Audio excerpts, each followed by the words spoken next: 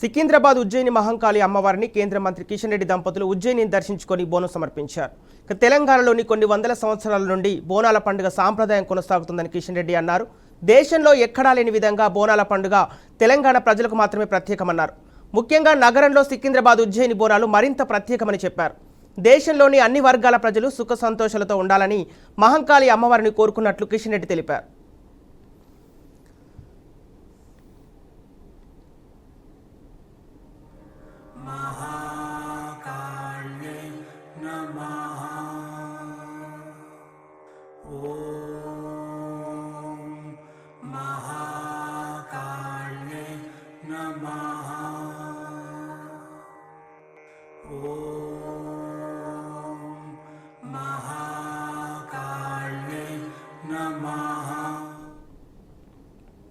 సికింద్రాబాద్లో ఉజ్జయిని మహంకాళి అమ్మవారి బోనాల జాతర వైభవంగా కొనసాగుతోంది.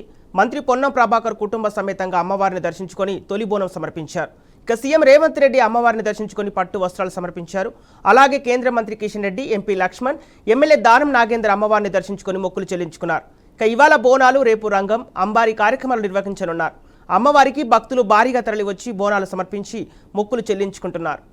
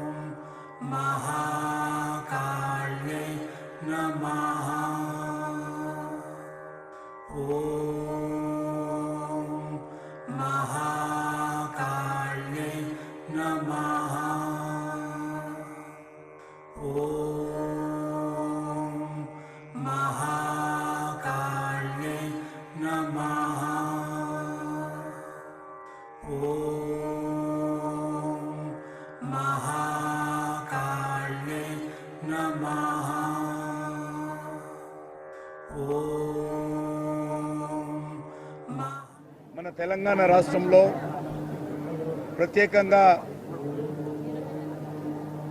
మన యొక్క భాగ్యనగరంలో కొన్ని వందల సంవత్సరాల నుంచి కూడా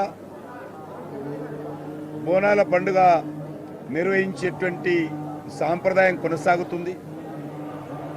దేశంలో ఎక్కడా లేని విధంగా బోనాల పండుగ మన తెలంగాణకు, మన భాగ్యనగరానికి మాత్రమే ప్రత్యేకమైనటువంటి పండుగ. అందులో సికింద్రాబాద్ ఉజ్జయిని మహంకాళి దేవాలయం మరి మనకందరికీ తెలుసు, అత్యంత వైభవంగా మరి వేలాది మంది భక్తుల సమక్షంలో ఈ పండుగ జరుగుతుంది.